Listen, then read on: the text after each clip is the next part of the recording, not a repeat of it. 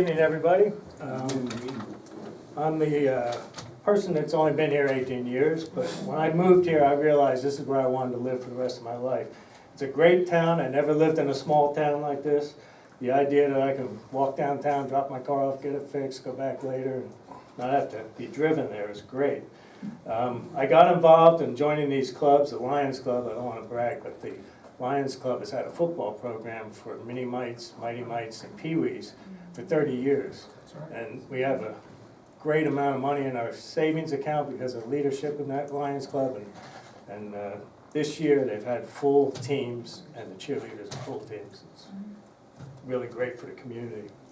I served on the Chamber of Commerce under Cleo Ball, and she had a great time running the chamber, and Clyde Waden was the president, and we had the drifters come to town, and Fun in the Sun was, you know, made the town great. And so then I got on the Long Range Planning Committee to try and do the zoning for the future of Franklinton and the ETJs.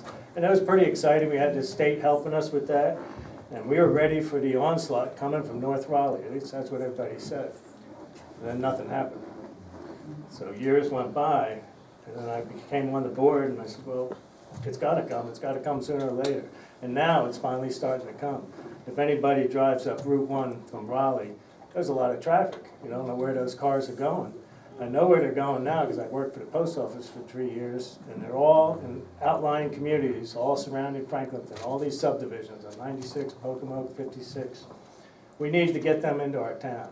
We need to get the downtown bustling again, where people say, I'm not going to go to Wake Forest today or North Riley. I'm just going to shoot over to Franklinton to shop, get something to eat, go to the auction. And it's starting to get that way. The auction house downtown on Friday night, Johnny's on Main with live music.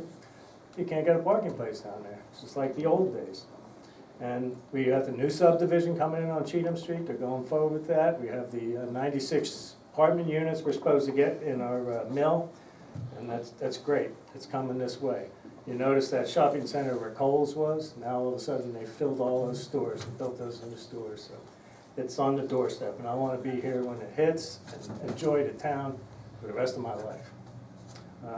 I also want to keep our savings account the way it is now. We have almost $1 million in the bank. I want to keep it that way.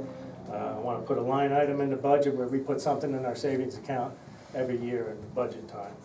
The more money you have in the bank, the stronger the town is for future things. And I also want to suggest putting a bond out to repave the roads. Because people don't want to drive down bad roads, and they're getting pretty bad in town. And now that we don't have to fix the water leaks, and our town staff is just solely working on the town, I think we're going to have a bright future. Thank you.